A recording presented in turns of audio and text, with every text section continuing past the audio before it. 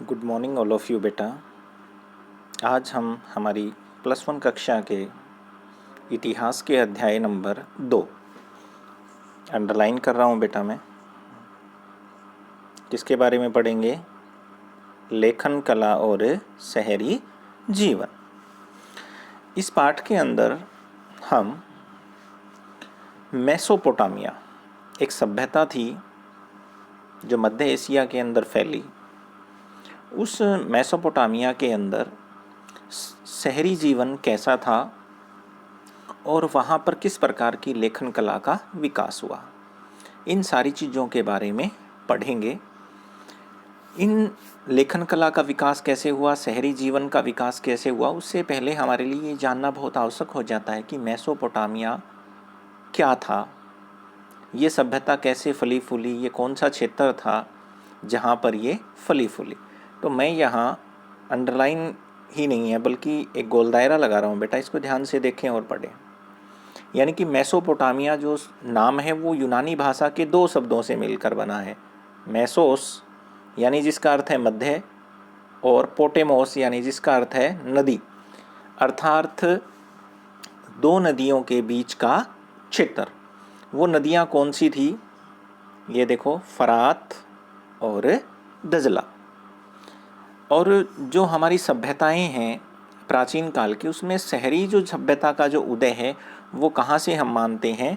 Mesopotamia से मानते हैं कि जो मेसोपोटामिया है उसके अंदर शहरी जीवन का जो है सबसे पहले प्रादुर्भाव हुआ। और ये जो क्षेत्र है ये दजला और फरात नदियों के बीच में स्थित है। और एट प्रेजेंट में मेसोपोटामिया का जो वास्तविक जो नाम है वो क्या है? इराक है। आज हमारे जो वर्तमान विश्व की अगर भौगोलिक स्थिति को अगर हम देखते हैं तो हम पाएंगे कि आज का जो इराक है वो प्राचीन काल में किसी समय में क्या होता था? मेसोपोटामिया। और वहाँ का क्षेत्र के अंदर दजला और फरात की नदियाँ जो अपने द्वारा लाई गई जो है उपजाऊ मिट्टी से जो है एक बहुत अच्छे मैदान का निर्माण किया था, जिस कारण यहाँ के लोग बहुत ज़्यादा क्या थे? संपन्न थे। ये रीजंस बताया है मैंने कि क्यों संपन्न थे, ये बता रहा है। देखो कि मेसोपोटामिया की सभ्यता अपनी संपन्नता, अपने शहरी जीवन, विशाल समृद्ध साहित्य, गणित और खगोल विद्या के लिए क्या थी? प्रसिद्ध थी। इसके साथ साथ ये किसके लिए प्रसिद्ध थी? लेखन प्रणाली और उसके साहित्य के लिए भी। और ये जो क्षेत्र है ये पूर्वी जो भूमध्य सागरीय प्रदेश है, उत्तरी सीरिया और तुर्की के अंदर 2000 ईसा पूर्व के बाद क्या है? फैला था। इस क्षेत्र के अंदर जो है सबसे बड़ी जो इसकी विशेषता थी वो क्या थी? इसकी मेसोपोटामिया की अपनी भाषा और अपनी क्या थी? लिपि थी। और हालांकि हम उस लिपि को अभी तक पढ़ नहीं पाए हैं। किलाक्सर क्या बोला जाता था? किलाक्सर जो है लिपि में ये लिखी गई थी। हालांकि यहाँ पर 2 प्रकार की भाषाएं थी। सुमेरियन, जो सुमेर लोग जो है बोलते थे, और दूसरी जो भाषा थी वो कौन सी थी? अक्कदी। यहाँ देखिए आप, सुमेर और अक्कद। इसके अलावा यहाँ एक बहुत महत्वपूर्ण नगर था बेबीलोन। ये एरो लगा रहा हूँ बेटा, ध्यान से देखो इसको। कौन सा नगर था? बेबीलोन। ये वो जगह है जब सिकंदर भारत के विजय के सपने को छोड़ करके वापस अपने प्रदेश लौट रहा था, तो ये बेबीलोन वो जगह है जहाँ पर बहुत ज़्यादा बुखार होने की वजह से किसकी मृत्यु हो गई थी? सिकंदर की। अलेक्जेंड्रिया का जो है शासक था। लेकिन यहाँ पर हम सिर्फ किसके बारे में पढ़ रहे हैं? मेसोपोटामिया और उसकी लेखन कला और उसके शहरी जीवन के कारण। और बेबीलोन जो महत्वपूर्ण शहर बना और इसके आसपास का जो भी सारा साउथ का जो रीजन्स था उसको क्या बोला गया? बेबीलोनिया। ये बहुत अच्छे से आप अपनी पाठ्य पुस्तक में क्या कर सकते हैं? देख सकते हैं। बहुत अच्छे से आपको दिखाई दे रहा है। उसके बाद यहाँ भाषाएं जो हैं वो बदली। किस प्रकार जो है ये क्षेत्र असीरियाई कहलाया? बेबीलोनिया से ये क्षेत्र किस में कन्वर्ट हो गया? असीरियाई में। वो किस लिए हुआ कि असीरियाई जाति के जो लोगों ने इसके ऊपर अपना क्या कर लिया? अधिकार कर लिया 111 ईसा पूर्व में। ये देखिए मैं अंडरलाइन कर रहा हूँ बेटा, इसको ध्यान से देखेंगे। इसलिए इसको क्या कहा जाने लगा? असीरिया। और उस प्रदेश की जो भाषा थी जो शुरुआती दौर में थी वो हमारी कौन सी थी? अभी मैंने बताया था आपको, सुमेरियन। कौन सी थी? अंडरलाइन कर रहा हूँ, सुमेरियन। और उसके बाद में धीरे धीरे जो है 2400 ईसा पूर्व के बाद यहाँ पर अकदी भाषा बोलने वाले क्या आ गए? लोग। और फिर जो है अकदी भाषा ने किस भाषा का स्थान लिया? कौन सी भाषा थी बेटा? सुमेरियन का। धीरे धीरे जो है समय परिवर्तन की जो है मांग होती है। जैसे जैसे समय परिवर्तित होता गया तो 1400 ईसा पूर्व के आसपास आकर के यहाँ एक और नई भाषा आ गई। कौन सी थी बेटा? अरामाइक। ये यहाँ दिखाई भी दे रही है। और ये भाषा जो है उस समय एक भाषा बोली जाती थी, कौन सी? हिब्रू। कौन सी बोली जाती थी? हिब्रू। उससे बहुत कुछ मिलती जुलती थी। उससे क्या करती थी? ये मिलती जुलती थी। उसके अलावा मेसोपोटामिया के अंदर जो हम शहरों की बात कर रहे हैं, ये परिचय चल रहा है इस पाठ का, तो यहाँ दो महत्वपूर्ण नगर थे। कौन कौन से थे? उरुक और मारी। जब हम इस पाठ का आगे अध्ययन करेंगे तो हम विस्तार पूर्वक जानेंगे कि उरुक शहर कैसा था और मारी शहर कैसा था। वो सारी की सारी जो चीज़ें हम यहाँ पर क्या करेंगे, देखेंगे कि किस प्रकार जो है इन नगरों को जो है क्या किया गया था, बसाया गया था। उसके बाद ये जो प्रकरण हमें मिल रहा है, ये जो सारी चीज़ें हम जान रहे हैं, ये हमें कहाँ से देखने को मिलती है? तो यूरोप वासियों ने जो है एक बाइबल का प्रथम जो है एक संस्करण आता है, ओल्ड टेस्टामेंट। ये अंडरलाइन कर रहा हूँ मैं, देखो कि यूरोपासियों के लिए मेसोपोटामिया इसलिए महत्वपूर्ण था क्योंकि बाइबल के प्रथम भाग ओल्ड टेस्टामेंट में उसका उल्लेख कई संदर्भों में जो है किया गया है। और जो ओल्ड टेस्टामेंट थी, वो जो बुक है वो बुक ऑफ जीसस। किसकी है? देखिए, बुक ऑफ जीसस में सीमार का जो है क्या है, उल्लेख है, जिसका तात्पर्य क्या होता है? सुमेर ईंटों से बने शहरों की भूमि। यानी कि जो मेसोपोटामिया है उसका उल्लेख जो है ईसाइयों की जो पवित्र पुस्तक है बाइबल, उसके अंदर एक संस्करण है ओल्ड टेस्टामेंट, उसकी जो बुक है बुक ऑफ जीसस, उसके अंदर भी जो है इस क्षेत्र का क्या किया गया है, वर्णन किया गया है। तो जो भी पुरातत्वविद थे उन्होंने जो है जब इन चीज़ों की शुरुआत की तो ओल्ड टेस्टामेंट के अंदर जो चीज़ लिखी गई थी उसको भी इन्होंने सिद्ध करने का क्या किया था, प्रयत्न किया था। तो मेसोपोटामिया हमारे लिए कितना इम्पोर्टेंट है जानना कि जो विश्व का जो इतिहास है उसमें मेसोपोटामिया जो होता है, जो क्षेत्र होता है, वो बहुत इम्पोर्टेंस रखता है।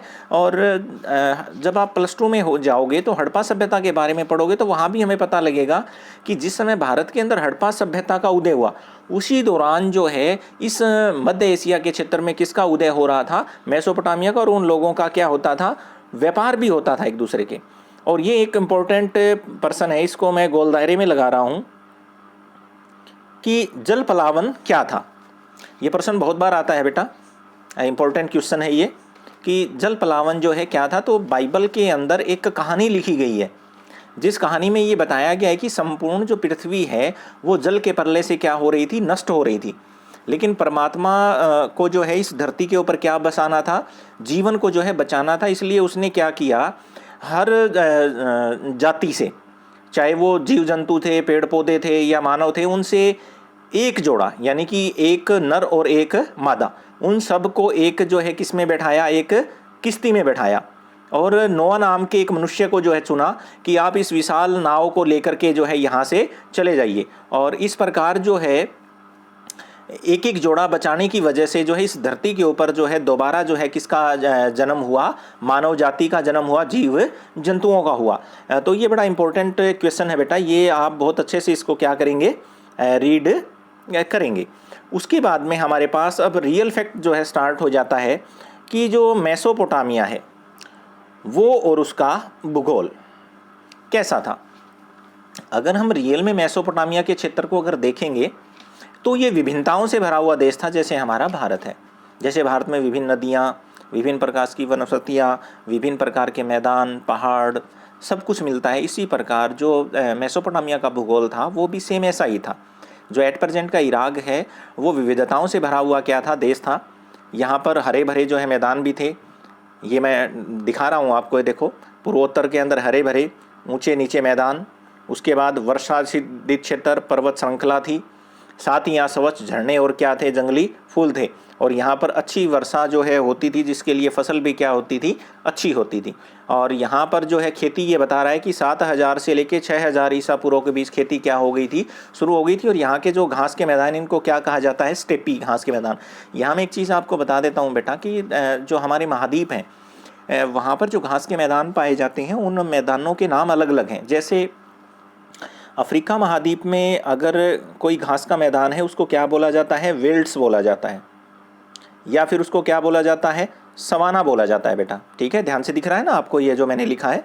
सेकंड चीज़ और बता रहा हूँ मैं आपको यहाँ पर लिख के, अगर आप अमेरिका महाद्वीप की बात करें तो वहाँ के जो घास के मैदान हैं उनको प्रेरीज कहा जाता है बेटा। क्या बोला जाता है उसको? प्रेरीज बोला जाता है। इसी प्रकार अगर हम एशिया महाद्वीप की बेटा बात करते हैं यहाँ, तो जब आप एशिया महाद्वीप की अगर बात करोगे तो इस क्षेत्र के अंदर जो भी हमें घास के मैदान मिलते हैं उनको क्या बोला जाता है? स्टेपीज़। क्या बोला जाता है? स्टेपीज़। तो मेसोपोटामिया भी जाहिर सी बात है कहाँ पर स्थित था? आपने अभी यहाँ पर देखा है भूगोल में, तो मध्य एशिया में। तो इसलिए यहाँ पर क्या बोला गया है कि यहाँ पर स्टेपी घास के क्या थे? मैदान थे। और यहाँ लोग जो है पशु पालते थे, आजीविका का बहुत बड़ा साधन था उनका चलाने के लिए, पशुपालन और खेती करते थे। और सर्दियों के अंदर जब वर्षा होती थी तो भेड़ बकरियां जो उगने वाली उन झाड़ियों को क्या करती थी? गाती थी। और उसके अलावा जो है दजला की कुछ एक सहायक नदियां थी जो ईरान की इस पहाड़ी प्रदेश से निकलती थी और परिवहन का क्या था? अच्छा साधन। और एक भाग इसका क्या था? बहुत बड़ा क्या था? रेगिस्तान भी था। उसके बाद सेकंड जो पार्ट हमारा इसका शुरू होता है, तो उसी रेगिस्तानी क्षेत्र के अंदर जो है किसका प्रादुर्भाव होता है? लेखन प्रणाली का। और इन रेगिस्तानों में शहरों के लिए भरण पोषण का क्या बन जाते थे? ये साधन बन जाते, क्योंकि दजला और फरात की नदियां उत्तरी पहाड़ों से निकलकर अपने साथ क्या लेके आती थी? बारीक मिट्टी। और वो यहाँ पर क्या कर देती थी? बिछा देती थी। और सिंचाई के लिए पानी इनको इन्हीं क्षेत्रों से क्या हो जाता था? मिल जाता था। इससे जो है ये क्षेत्र बहुत ज़्यादा क्या हुआ? उपजाऊ बना। उसके बाद में आप नेक्स्ट में देखेंगे ये फरात नदी, जब कोई भी नदी जो है किसी विभिन्न क्षेत्र के अंदर जो बहना शुरू कर देती है तो विभिन्न धाराओं में क्या हो जाती है? बट जाती है। और जब वो धाराओं में बट जाएगी तो जब कई बार बाढ़ आती है तो इन धाराओं के अंदर जो है पुरानी जो मिट्टी होती है उसके अंदर ये धाराएं किसका काम करने शुरू कर देती हैं? सिंचाई की नहरों का। और जब आवश्यकता पड़ती थी तो इन्हीं धाराओं से जो है ये लोग क्या करते थे? सिंचाई भी करते थे। और वहाँ फसल उपजाने के लिए वर्षा की मात्रा क्या होती थी? रेगिस्तान में कम होती थी, इसलिए इन नदियों का क्या किया जाता था? इस्तेमाल किया जाता था। उसके बाद में अगर हम यहाँ पर देखेंगे तो खेती के अलावा ये लोग क्या करते थे? भेड़ बकरियाँ पालते थे। पूर्वी और इसके ढालों के ऊपर जो है ये जो है पाली जाती थी, जिनसे क्या मिलता था? मांस मिलता था, दूध मिलता था और ऊन क्या होती थी? प्राप्त होती थी। और मछलियों की यहाँ कोई कमी नहीं थी, क्योंकि नदियों के अंदर जो है मछलियाँ बहुत मिल जाती थी। और खजूर पूरे विश्व के अंदर अगर सबसे ज़्यादा कहीं भी होता है तो वो कहाँ होता है? इराक में होता है। और पूरे वर्ल्ड में आज भी फेमस है। तो यहाँ खजूर के पेड़ बहुत ज़्यादा थे। तो हम ये कह सकते हैं विभिन्न प्रकार की विविधताओं से भरा हुआ प्रदेश था। कौन सा था बेटा? मेसोपोटामिया। अब हम यहाँ पर बात करते हैं कि जो मेसोपोटामिया है उसके अंदर जो शहरीकरण का क्या महत्व था। देखो, मैं आपको एक चीज़ बताने का यहाँ प्रयत्न कर रहा हूँ कि शहर कैसे बनते हैं। जब गांव समृद्ध और बहुत अच्छे होते हैं, वहाँ पर संसाधन बहुत अच्छे होते हैं, तो लोग शहरों की तरफ रुख करते हैं। दूसरा क्या होता है, एक स्थान से दूसरे स्थान के ऊपर जब व्यापारिक गतिविधियाँ संचारित की जाती है तो महत्वपूर्ण जो मार्ग होते हैं व्यापार के, उनके ऊपर जो है व्यापारी बसना क्या कर देते हैं? शुरू कर देते हैं। और व्यापारी जहाँ बसते हैं वहाँ दूसरी तरीके के लोग भी आकर के रहना शुरू कर देते हैं। और धीरे धीरे वो व्यापारी केंद्र जो है किसका रूप ले जाता है? शहर का रूप ले जाता है। तो इन शहरों के अंदर विभिन्न क्षेत्रों से दूसरे स्थानों से क्या मंगवाई जाती थी?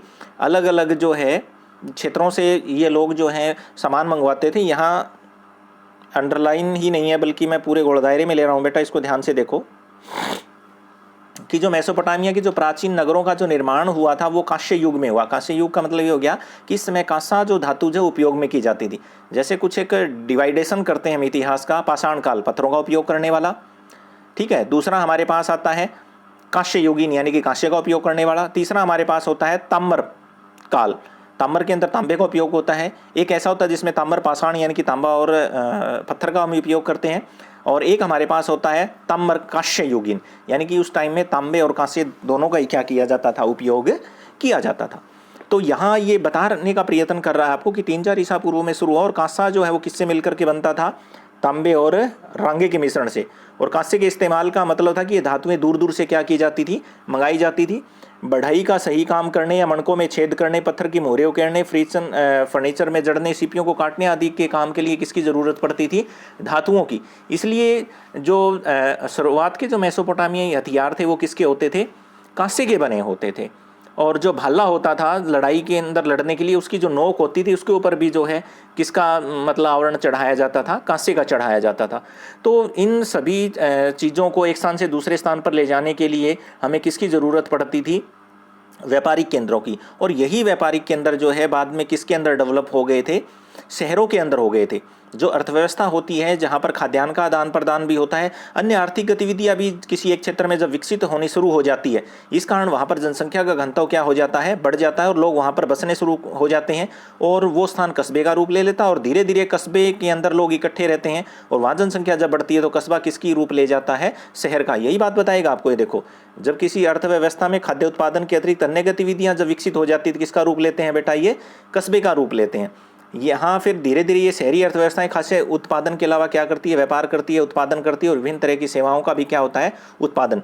यही अभी मैंने बताया, देखो पत्थर की मुद्रा उकेरने वाले को जो है कांसे के औजार की ज़रूरत पड़ती है। अब उसके लिए उसे किसकी ज़रूरत है, उस व्यक्ति की ज़रूरत है जो उसे क्या दे सकता है, कांसा दे सकता है। एक मणके का व्यापारी है, मणके बनाने वाला एक औद्योगिक कारीगर है, उसको किसकी ज़रूरत पड़ती है, मणके की। तो वो किसके पास जाएगा, मणके बेचने वाले के पास जाएगा। उसे उस तरीके के पत्थर देने वाले व्यक्ति के पास क्या होगा, जाना पड़ेगा। ये देखिए, आवश्यक रंगीन पत्थर वह कहाँ से प्राप्त करे, उसकी विशेषज्ञता तो सिर्फ किसकी है, वो उस पत्थर को उकेर सकता है, वो पत्थर ला नहीं सकता, वो व्यापार नहीं कर सकता। तो इस प्रकार जो श्रम विभाजन था, शहरों का एक विशेषता थी, शहर की क्या विशेषता थी, एक श्रम विभाजन। ये कई बार ये प्रश्न भी आ जाता है कि शहर की मुख्य विशेषताएं बताइए, तो आप अंडरलाइन कर सकते हैं। जैसे कि नंबर 1 तो ये हो गया, आर्थिक गतिविधियों का केंद्र था। दूसरा था यहाँ पर सेवाएं बड़ी महत्वपूर्ण थी। तीसरा यहाँ पर क्या था, श्रम का विभाजन था।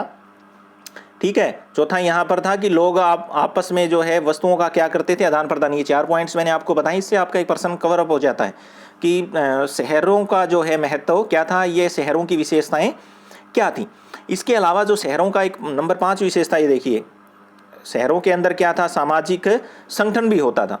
सामाजिक संगठन का मतलब है जैसे कि सुनार थे, वो सभी एक संगठन के अंदर काम करते थे। नाई थे, वो एक संगठन में काम करते थे। बढ़ई थे, वो एक संगठन के अंदर क्या करते थे, काम करते थे। उनके नियम और कायदे और क्या होते थे, कानून होते थे। ये सारी की सारी चीज़ें हमें कहाँ से मिल रही हैं, शहरी क्षेत्र से के अंदर से क्या हो रही है, मिल रही है।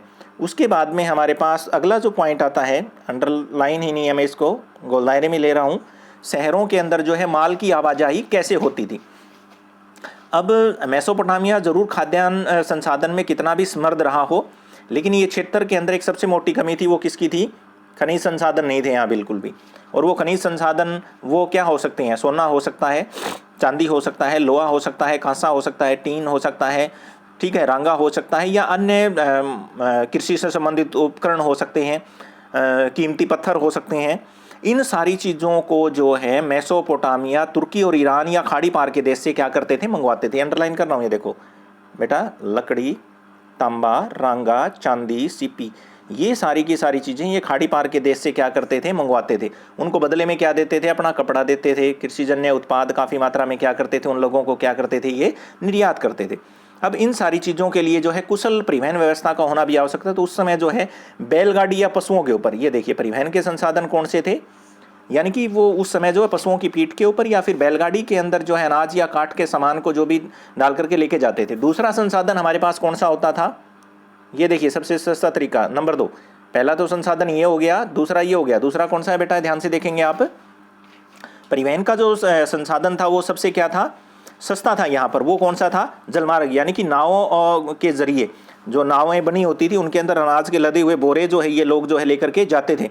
इसके अलावा तीसरा जो तरीका था, जो छोटी छोटी जलधाराएं थी प्राकृतिक, ये भी अंडरलाइन कर रहा हूँ, नंबर 3। ये आपका एक पर्सन भी पूरा हो रहा है बेटा यहाँ पर, कि शहरी क्षेत्रों के अंदर जो माल की आवाजाही होती थी, जो लोग व्यापार करते थे, वो किन क्षेत्रों से व्यापार करते थे। ये 3 पॉइंट्स आपके सामने है। ये वो संसाधन थे जिनके जरिए वो लोग क्या कर लेते थे, व्यापार कर लेते थे।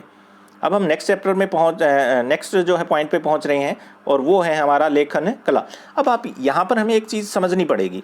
देखो, हमें ये पता लग गया कि एक समृद्ध क्षेत्र था, व्यापार होता था, परिवहन के संसाधन थे। अब आप देखिए, एक स्थान से दूसरे स्थान पर जब व्यापार होगा तो उस व्यापार के लिए कुछ नियमें बनेंगी, कुछ लिखित में उनके दस्तावेज होंगे। तो ये सारी चीज़ों के लिए किसकी ज़रूरत पड़ेगी, लेखन की ज़रूरत पड़ेगी।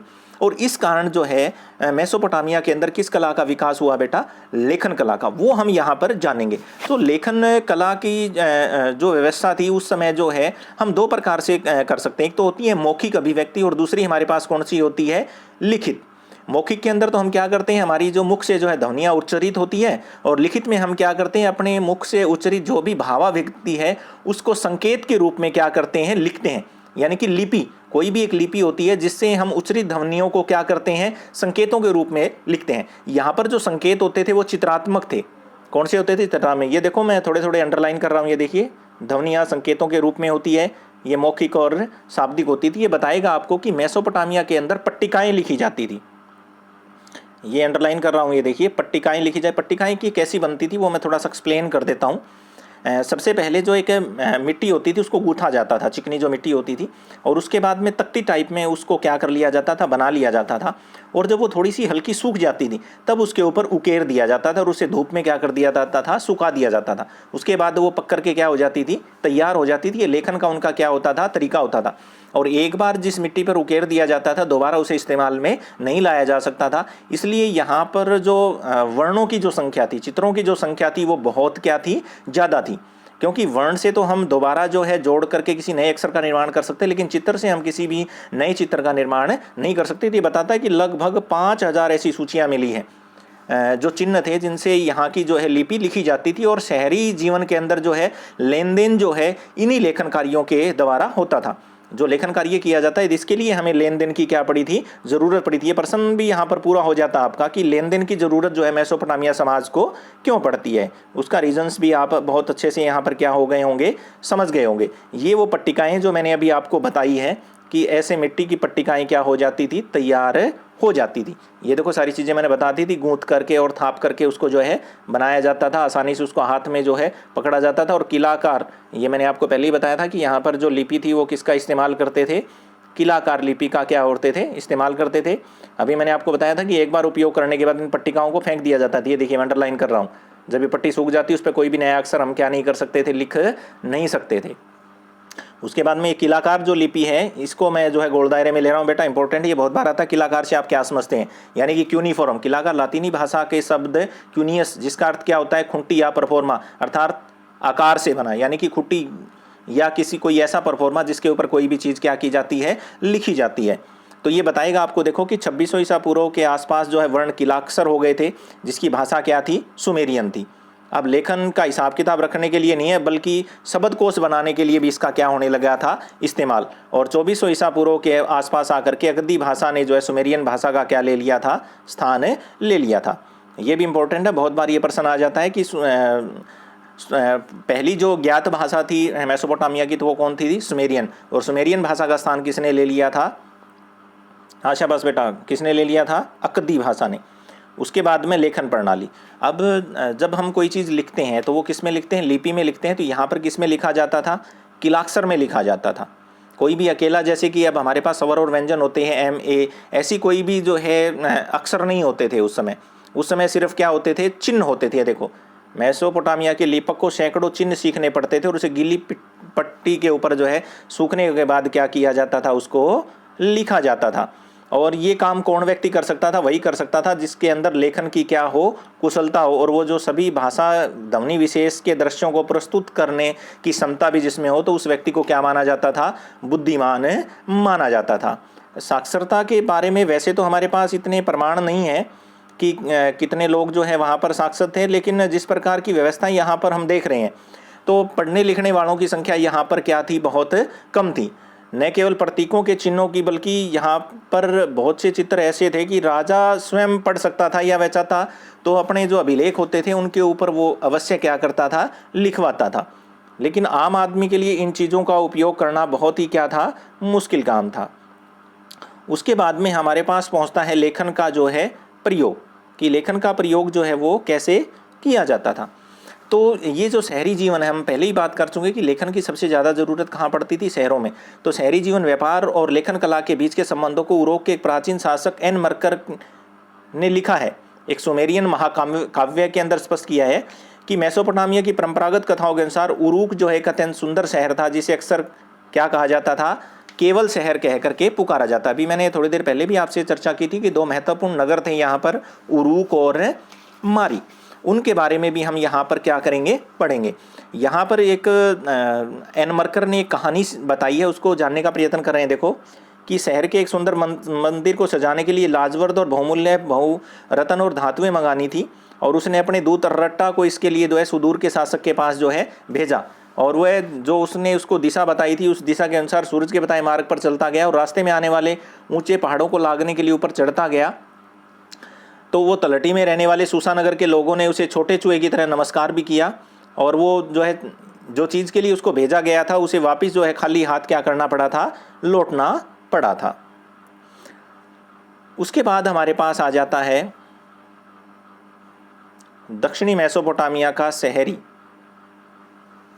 मंदिर और राजा।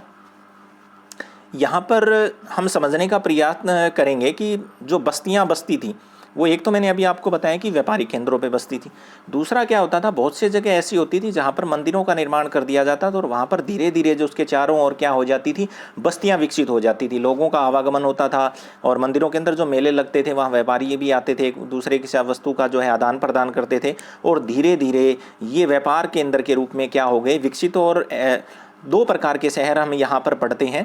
एक तो शहर वो होता है जो व्यापारिक शहर होता है, और दूसरा शहर वो होता है शाही। शाही शहर तो वो होता है जहाँ राजा रहता है, जहाँ राजा रहता है उसकी ज़रूरत की सारी वस्तुओं को पूर्ण करने के लिए महत्वपूर्ण अधिकारी वहाँ पर क्या होते हैं, रहते हैं। तो वहाँ पर भी जनसंख्या बढ़ जाती है, और वहाँ पर भी जो है नगर का क्या हो जाता है, रूप। दूसरा हमारे पास क्या हो जाता है, व्यापार केंद्र, और तीसरा हमारे पास क्या हो जाते हैं, मंदिर। शुरुआत में मंदिर बनते हैं, धीरे धीरे वहाँ लोग आकर के रहना शुरू कर देते हैं। तो यहाँ पर अगर हम बात करेंगे तो शुरुआत के अंदर जो है जो मंदिर यहाँ बनते थे वो कच्ची ईंटों से मिलते थे। ये देखिए मंदिर एक छोटा सा देवालय होता था और कच्ची ईंटों से क्या किया जाता था, बनाया जाता। तो यहाँ पर दो देवी और देवता थे इनके, एक तो चंद्र जिसे उर, और दूसरा था इनाना जो प्रेम की देवी थी। ये प्रश्न बड़ा इंपॉर्टेंट है, ये बहुत बार आ जाता है कि प्रेम की और युद्ध की देवी कौन थी, इनाना, और जो चंद्र देवता कौन था, इनका उर। तो उन मंदिरों से बनाए जाते थे, और इनके आंगन हमेशा क्या होते थे, खुले होते थे, अलग किस्म के यहाँ पर कोई कमरे नहीं होते थे। और क्योंकि मंदिर में किसी भी देवता का ही क्या होता था, घर होता था, और जो देवता की जो पूजा की जाती थी वो यहाँ पर क्या होती थी, उनकी केंद्र बिंदु होता था। लोग देवी देवता के लिए जैसे कि आजकल हम लेके जाते हैं उसी प्रकार उस समय भी लोग अन्न, दही और मछली जो है लेकर के जाते थे। और ये चीज़ हमें जो है फर्श पर मछलियों की जो हड्डियों की जो परत मिली है उससे हमें ये पता चलता है कि यहाँ के लोग जो हैं मछलियाँ वगैरह लेकर के भी आते थे। उसके बाद में ज़मीन जो है काफ़ी उपजाऊ होती थी, उसके बाद भी कई बार कृषि संकटों का सामना करना पड़ सकता था। वो कब होता था, जब मान लीजिए नदी अपना रास्ता क्या कर लेती है, बदल लेती है। जब नदी अपना रास्ता बदल लेगी या फिर नदी की बारिश कम होगी तो नदी के अंदर जो है पानी क्या नहीं हो पाता, नहीं आ पाता सूखने की वजह से। दूसरा ये होता है कि अगर बारिश ज़्यादा हो जाती है और नदी में पानी का बहाव बढ़ जाता है तो फिर वो फसलों को क्या कर देता है, डुबो देता है। ये देखिए फसलों को डुबो देता है। कभी कभी धाराएं अपना रास्ता बदल जाती, इससे खेत क्या हो जाते थे, सूखे रह जाते थे। तो इस प्रकार की प्राकृतिक जो है विपदाएं जो है मानव निर्मित समस्याएं भी क्या कर देती थी, खड़ी कर देती थी। और ज़्यादा पानी जो है कई बार लोग जो है अपने जब सूखा पड़ता था ऊपरी क्षेत्र के लोग वो क्या करते थे, जल धाराएं जो होती थी उनको ऊपर ही रोक लेते थे ताकि वो लोग जो है अपने क्षेत्र के अंदर जो है पानी की क्या कर सके, पूर्ति। तो नीचे की जो जगह होती थी उसके अंदर जो है पानी नहीं पहुंच पाता था। या कई बार क्या होता था, बहुत से लोग जो होते थे अपनी नालियों से क्या नहीं निकालते थे, गाद नहीं निकालते थे। ये देखो अपने हिस्से की सरणी या गाद नहीं निकालते थे, इससे बहाव भी क्या हो जाता था, रुक जाता। तो नीचे वालों को क्या नहीं मिलता था, पानी नहीं मिलता था। इस कारण जो है बहुत से क्षेत्रों के अंदर लोग पानी के लिए क्या करते थे, लड़ाइयाँ भी लड़ते थे। ये देखो लड़ाइयाँ चलती थी, और जब आपस में एक दूसरी लड़ाई चलती थी तो जो जीतने वाला व्यक्ति है वो हारे हुए समूहों को बंदी बनाकर अपने साथ ले जाता था, उसे नौकर या जो है अपना दास बना लेता था। और युद्ध में जो विजयी होने वाले लोग थे उनको जो है उसे अपना मुखिया क्या करना पड़ता था, स्वीकार करना पड़ता था। उन लोगों को, विजेताओं मुखियाओं को अपने कीमती भेंट वगैरह दी जाती थी, और ये लोग जो है मंदिरों की सुंदरता बढ़ाने का भी क्या करते थे, काम करते थे। तो धीरे धीरे ये व्यवस्थाएँ जो हैं यहाँ पर जो है चलती गई, और बड़े बड़े जो है मंदिरों का यहाँ पर क्या होता गया, निर्माण होता गया। ये देखेंगे आप, देखो यहाँ मैं एक चीज़ अंडरलाइन कर रहा हूँ। ये देखो इसके अलावा लोग एक दूसरे के आसपास रहने के लिए स्वयं को क्या करते थे, सुरक्षित महसूस करते थे। उरूक जो उन दिनों पुराने मंदिर नगरों में से एक था, सशस्त्र वीरों और हताहत हुए शत्रुओं के चित्र भी हमें यहाँ पर क्या करते हैं, मिलते हैं। ये यहाँ बताई भी रहा है, देखो यह विस्तार शताब्दियों में फुले फुले मोहनजोदड़ो नगर से भी कितना था, 2 गुना बड़ा था ये नगर। हालांकि मोहनजोदड़ो बहुत बड़ा जो है हड़पाई नगर था, लेकिन उससे भी कितना बड़ा बता रहे हैं इसको, 2 गुना बड़ा जो है बता रहे हैं। उसके बाद जो है उरूक नगर के अंदर जो है युद्धबंदी और स्थानीय लोगों को अनिवार्य रूप से मंदिर को प्रत्यक्ष रूप से शासक का भी क्या करना पड़ता था, काम करना पड़ता था। कृषि कर उनको भले ही ना देना पड़े, पर काम करना, जो आदमी खेती नहीं करता था, कर नहीं दे पाता था, तो उसे यहाँ पर क्या करना पड़ता था, काम करना पड़ता था। और हमें ऐसी राशन कार्ड भी मिले हैं जिससे हमें ये पता लगता है कि काम करने वाले लोगों के नाम दिए गए हैं, उनको अनाज और उनकी तेल की मात्रा लिखी। इस प्रकार हमें पता चलता है कि ज़रूरतमंद लोगों को जो है, जिस प्रकार आज हम राशन कार्ड के जरिए अनाज बांटते हैं, उस समय भी अनाज क्या किया जाता होगा, बांटा जाता होगा। ये सारी की सारी जो व्यवस्थाएं थी वो हमें कहाँ से मिलती है, मेसोपोटामिया से मिलती हैं। अब हमारे पास नया जो टॉपिक है वो आ रहा है शहरी जीवन। इसके बारे में हम जो है कल की क्लास में अध्ययन करेंगे। और अब तक का जो हमने चैप्टर पढ़ा है उसके अंदर जो इम्पोर्टेंट क्वेश्चंस जो मैंने नोट कराए हैं उन सभी को आप लर्न करेंगे और अपनी नोटबुक में लिख करके जो है आएंगे। Thanks to all of you. Thank you बेटा।